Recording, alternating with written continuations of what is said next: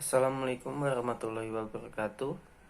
Sebelumnya perkenalkan, nama saya Ringgi Lalufiansyah dari Prodi Psikologi Angkatan 19 dengan NIM 1910801099. Di sini saya akan menyampaikan materi tentang dialektika akal dan alam semesta.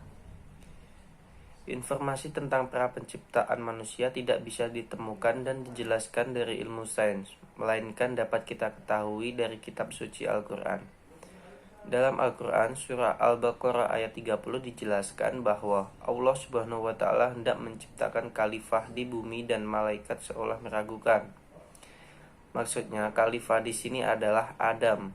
Adam merupakan khalifah Allah di bumi untuk menegakkan ketentuannya dan melaksanakan perintahnya.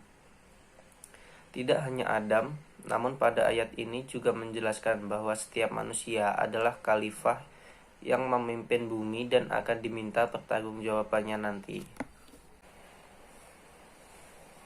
Dalam Al-Quran surat Al-Baqarah ayat 31 juga dijelaskan bahwa Allah mengajarkan nama-nama benda kepada Adam.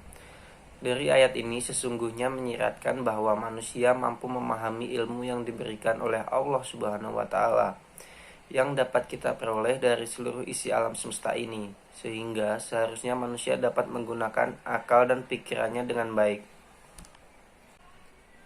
Selanjutnya yaitu refleksi sejarah awal manusia di muka bumi. Salah satu generasi awal manusia di muka bumi ialah Qabil dan Habil, yang merupakan kedua putra Adam. Suatu ketika mereka mengalami konflik dan ditengahi oleh ayahnya dengan cara berkorban. Setelah itu ternyata korban yang diterima oleh Allah Subhanahu wa Ta'ala adalah milik Habil. Karena timbulnya rasa iri dan dengki, Habil membunuh Habil yang dimana ini merupakan tragedi pembunuhan pertama dalam sejarah umat manusia. Dalam surat Al-Maidah ayat 31 diceritakan, setelah melakukan pembunuhan, Habil kebingungan tentang apa yang harus ia lakukan.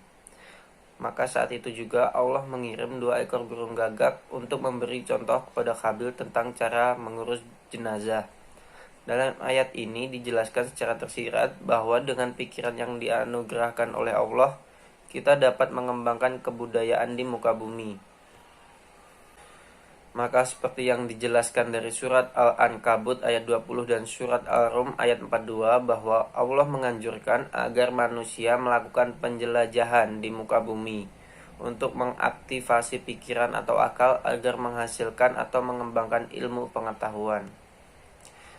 Dari beberapa ayat yang telah dijelaskan dapat diambil kesimpulan bahwa salah satu sisi Islam yaitu ilmu pengetahuan yang dapat kita temukan kebesaran Allah melalui seisi alam semesta ini.